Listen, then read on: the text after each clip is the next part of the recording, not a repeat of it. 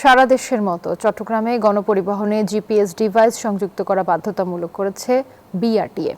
শুধু ডিভাইস স্থাপন করলেই হবে না, এটি সার্বক্ষণিক সচল রাখারও নির্দেশনা দেওয়া হয়েছে। তবে এখনও পর্যন্ত অধিকাংশ গাড়িতে জিপিএস সংযোজন নেই। চালকরা দেখাচ্ছে নানা অজুহাত।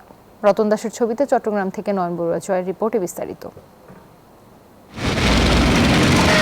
সড়কে নামলে গণপরিবহনের নানা ধরনের বিশৃঙ্খলা চোখে পড়ে।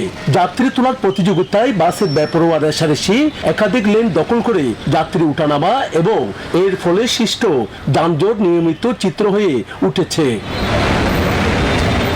এমন পরিস্থিতিতে গণপরিবহনে জিপিএস চালুর ঘোষণা দেয় বিআরটিএ।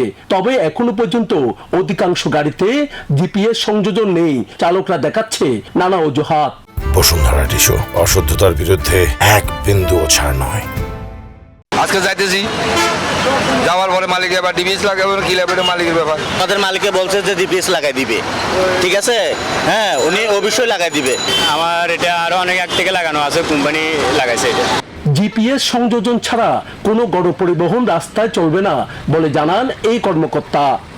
যেগুলো গণপরিবহন আছে এগুলোতে পর্যায়ক্রমে জিপিএস সংযোজন করবে, নতুন পুরাতন সবগুলোর ক্ষেত্রে। চট্টগ্রামে 3 হুইলার বা 3 চাকার যানবাহনের জরিপ শুরু করেছে বিআরটিএ। ফিটনেসবিহীন গাড়ি বন্ধে এমন জরিপে নেমেছে প্রতিষ্ঠানটি।